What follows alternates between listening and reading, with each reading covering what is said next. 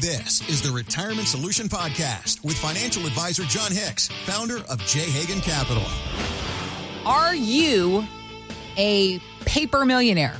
Because if you are, you might have a big tax bill headed your way and you've got no idea it's coming. So let's figure it out. It might be so. It might be so. Actually, this is very much your wheelhouse, John, because as, of course, folks come to you to figure out retirement, you have spoken before about all the various kinds of people that you work with at J. Hagan Capital and the big hole that you have found.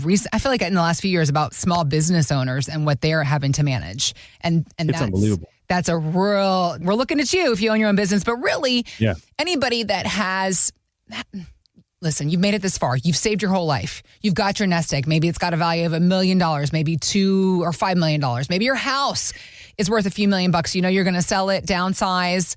And, let's talk about the small business, John. I mean, you have people coming to you. Sure. These are just good, salted there people. And they're like wide-eyed going, oh, my God, they're estimating $15, $20 million value. Absolutely. We had a plumber that we talked to last week, and his name was on that plumbing firm forever. Yep. And 26 years worth of work.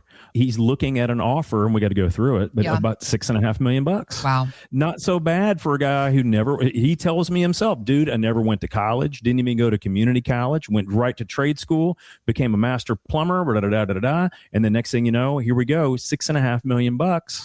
And he's pretty excited about that. He should be. He should be. Yeah. It's his hard work. It's coming to fruition. So you listening, maybe you're thinking you're in some sort of similar boat, again, with some sort of asset. And the question is, are you a millionaire? Well, the answer is, unfortunately, sort of. So you're called, or you are what is called this concept, the paper millionaire. So when you get to retirement and you sell that house or that business, or you are getting ready to tap into your never before been taxed savings accounts like a 401k, the IRS is going to come knocking in that first year with that we're really focusing on that big asset sale in that first year and turn your paper wealth into real income. And that's when that person can get shocked by this massive tax bill that you never planned for. The question for you then is, John, what can we do ahead of time to soften the blow? Yeah. So I think one of the biggest things for any of us that have built a business, or we owned real estate, right? So a lot of people say, well, I've just got a couple rentals. Well, guys, that's a legitimate business.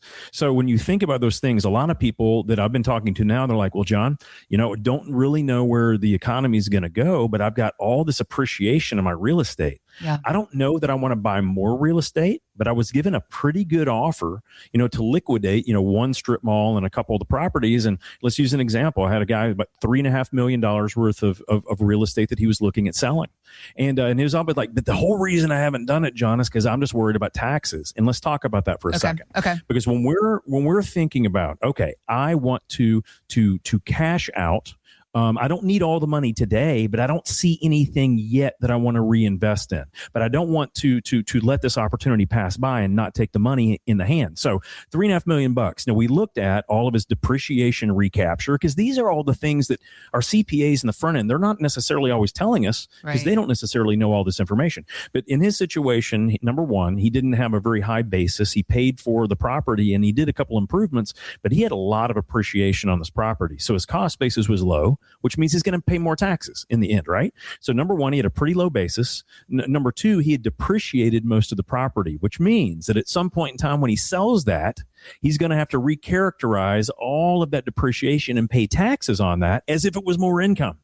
All these things went into play. And when we did this, Heather, it looked about like 38% was the taxes he was going to have to pay. So he was like, oh my gosh, hold on, John.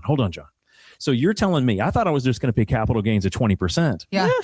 He does have to pay 20% capital gains, but then he also has net investment income tax, the NIIT, which adds nearly another 3.8%.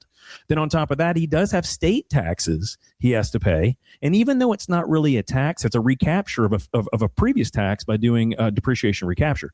So almost 40%, 38%. And so we were going through it and I'm just like, what did you think you were going to net? So Heather, in this situation, almost $1.2 million of the 3.5 was going to go right to Uncle Sam. Wow. And it was just like, well, John, when you do it like that, man, I don't know that I want to sell this. Right. We went through the situation and it really did come down to, This was really a tax issue. So then we explored the option since he hadn't signed it yet. And Heather, this is an important one. Okay. This is why the planning process is so often overlooked at the right times, because if he had actually exercised and sold this property or had the contract executed before we had this conversation, he wouldn't even have these options. But because we were talking about it before he did the sale, we were able to orchestrate a few different things. Number one, we were able to find out, hey, since he doesn't need all the money in cash day one, can we do an installment sale? So instead of getting, $3.5 million all up front once, can he spread it out and stagger it out over a few years? Can he do that? And then also put it in the form of a trust, which gives him a lot more time, not just his life, but potentially a trust longevity to even pull that money out if he wanted to. Now, here's the interesting thing, Heather. It used to be that you would have to do a specific type of a conversion. You'd have to exchange real estate for more real estate. And this was a 1031 exchange. What it allowed you to do is to convert some real estate, essentially through a sale, and exchange that for new real estate. But my client didn't want more real estate. He was fearful that the real estate market was going to have a problem, right? Okay. So what we were able to do, though, is to utilize a trust and utilize an installment sale. By using them together, Heather, we eliminated almost all of the front end taxation. So he was going to save a little over $1.2 million right out of the gate. Now, essentially by doing that, we're just deferring a future tax bill. So then we had to look at other things in that situation. Should we do a recharacterization of some of his depreciation? The OBA, the One Big Beautiful Bill Act that was passed last year by Congress, actually gives us some really awesome new guidelines as far as depreciation allowances and things like that, which made it fabulous for us to consider doing this. So what we were able to do, because we actually had the plan, we actually had the process, because we actually talked through it, was the ability to not pay $1.2 million in taxes by making the sale. He was able to he is now able to make the sale of the property, put it in any investment that he wants, but defer most of the tax for the future when we have a true game plan on how he can keep most of that and turn that into retirement income. Now, Heather, the only reason he was able to do this is because he had an honest conversation with a skilled advisor who actually does not only tax planning, but understands trust guidelines, investment structures, and the whole point of how it all works together, right? Yeah. So those are the things that I want people to understand, because when you're looking at the opportunity for people to take advantage of this tax code, a lot of people out there are thinking about winding down their businesses, selling some of their real estate, not because they want to, but because it's time. It's time. They are at a point where they need to retire, and they need to turn some of those assets into income creating opportunities, right? So even if they invest in another business, most people think, wow, I just want to avoid some taxation or mitigate some of the current taxation so I can make great decisions down the road. That is an option for all of us if we know how to ask the right questions. We started the conversation talking about this big asset and the idea of a sale. But for somebody who perhaps has not been their own business owner, or they don't have a house, but they have worked their butts off and they have saved $2, $3, $4, $5 million, and now they've got the 401k.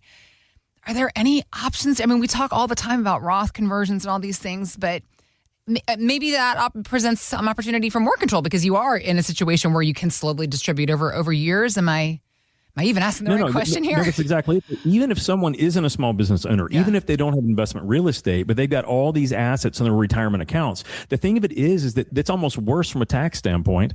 We got the deferral for our income taxes, but when all that money comes out of our IRAs and 401ks, it is at our highest ordinary income tax rate. In that regard, it's a lot worse than being a small business owner.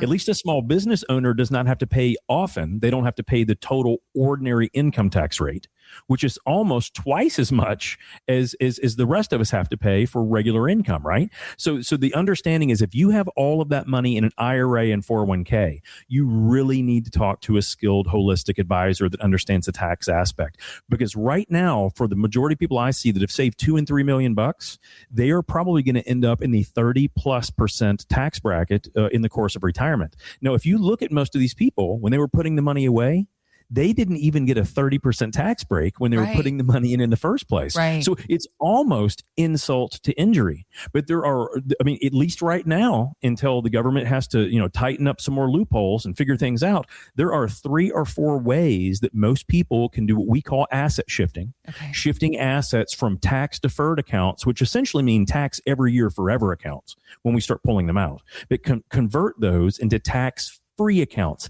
like a Roth IRA, like some types of insurance plans that exist out there that can eliminate long-term capital gains and in income taxes. So those things, and then using certain types of trusts. Those 3 types of elements, even if we just have IRAs that are multi-millions of dollars, we can over time dismantle that ticking time bomb, that tax time bomb. We can dismantle that if we do it correctly, but it all starts with an honest discussion. The main thing that I've seen is that if you've saved a couple $2 million in tax deferred accounts, you understand where your income is going to come from. You can potentially save hundreds of thousands of dollars, potentially even millions of dollars in taxes if you just make the right strategic decisions. They're not crazy decisions, but they're strategic on when you withdraw, from where, and at what points in time. That simple little formula right there is the difference in giving the government hundreds of thousands of more dollars or keeping it in your pocket.